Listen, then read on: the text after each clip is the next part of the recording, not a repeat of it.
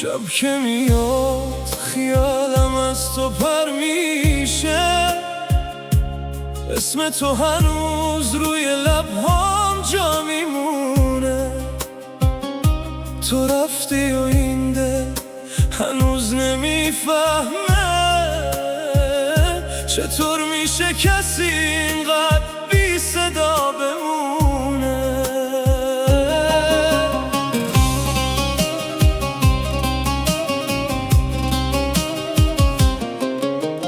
رفتی و پشت سکوتم شکستی، بی هیچ حرفی، بی هیچ نگاهی. من ماندم و خاطره های نیمه، تو بی صدا گم شدی در پناهی. کجایی که قلبم هنوز به دنبالت میگرده، تو رفتی و این دل بی صدا داره میسوزه. چرا منو مثل سایه یا جا گذاشتی، بی جواب بی صدا، مثل کسی که نمیدونه.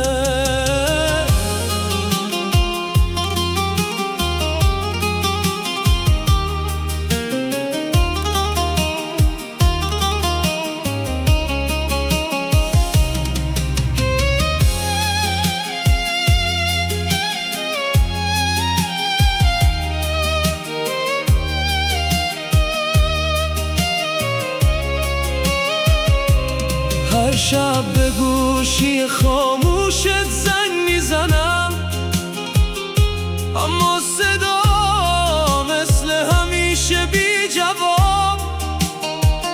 انگار که من هیچ وقت نبودم، انگار که قلبم شده یک خواب. کجایی که قلبم هنوز به دنبالت میگرده، تو رفتی و این دل بی صدا داره میسوزه.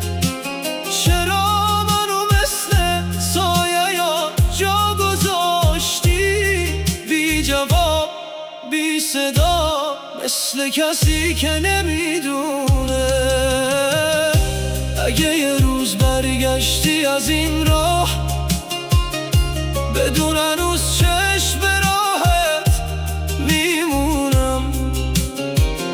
اما اگه این خاموشی تقدیرته، منم توی خاطره هات میسوزم و میخونم. کجایی که قلبم هنوز به دنبالت میگرده، تو رفتی و این دل بی صدا داره میسوزه. چرا منو مثل سایه یا جا گذاشتی، بی جواب بی صدا، مثل کسی که نمیدونه.